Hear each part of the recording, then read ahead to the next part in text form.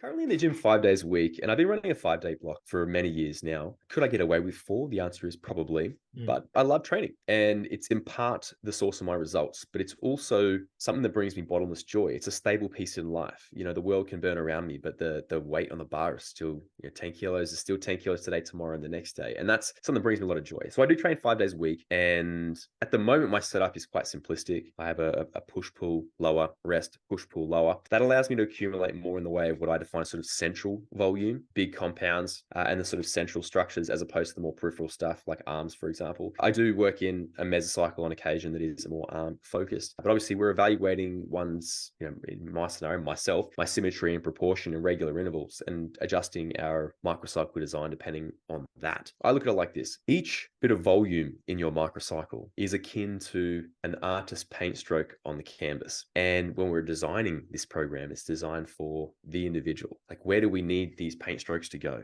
We need a little bit more delt so that when they hit that front double bicep, the delts are at a proportional size to these amazing arms. Okay, let's do this. So it's basically like a push pull legs off, push pull legs repeat kind of thing. So push session, pull session, rest, push pull in one, and then lower. Yeah. Gotcha. Okay, that makes sense. Okay, so now Yeah. currently I'm assuming you're off season, wanting to put on new tissue. Is there, Yes, besides is that right? Mm-hmm. Perfect. So aside from the personal preference standpoint of how you design things, is there a rational or logical way you've arranged it based on your goal? Yeah. Well, I mean, this current training allotment is of an equal volume distribution, which for where my physique is currently is very appropriate. So roughly even across all tissues, with the exception of a little bit more bias towards hamstrings over quads. That is a general area of which I've been emphasizing on for quite literally 5 years, from having concave quads to now something that is a little bit more resembling something convex. But the even volume distribution for me is really what I require right now. The volumes that I'm working with are actually quite high by conventional standards at this time. I am an individual who is quite responsive to some hefty volumes. The biggest thing for me is managing connective tissue stress, as is the case with the majority of individuals. So I will do a training cycle like this, for example, that has a lot of central volume, big emphasis on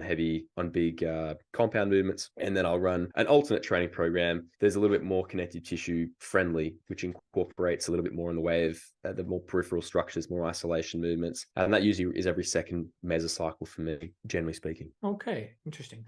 So are you progressing intensity of effort over a mesocycle like some people do? Or do you kind of keep it standardized set by set? Like some people will I'll just take my last set to failure. Or do you have specific guidelines, if you will, that you're following for progression, adding weight to the bar, increasing reps? Yeah. I mean, look, when it comes to training intensity for myself and oftentimes their athletes, I don't want to speak in absolutes, we'll implement an introduction week. An introduction week for that microcycle, or mesocycle rather, would encompass perhaps a little bit less volume than is customary for the individual. And it's really about acclimating to the training block and setting a baseline in terms of loads. And my recommendation is usually in this scenario, for myself included, would be to aim for around an RP of 8. So 2 reps in reserve, thereabouts, which should, in theory, provided you can gauge proximity failure, represent, this is for an advanced athlete again, who can use these metrics, it should represent an effective intensity when it comes to accumulating hypertrophy stimulus. And their following would usually, in week 2, and their following, in state of volume that is customary to the individual. And then we would build upon our training intensity from there, oftentimes taking the final set to concentric failure or momentary failure. I would generally auto-regulate my overload by way of double progression. But there is occasions where we put in place scheduled progressions in a block where we might reduce repetitions in the second half of the block and subsequently increase load, for example. It's a bit hard to give you something specific there. Given that hypertrophy is an intensity media adaptation, I don't want to start the training block purposely training easy with the exception of a deload. Otherwise, we might waste a couple of weeks training at an inappropriate proximity to failure. Generally speaking, when it comes to volume, I don't generally scale volume the whole way through a block. It might just be the introduction.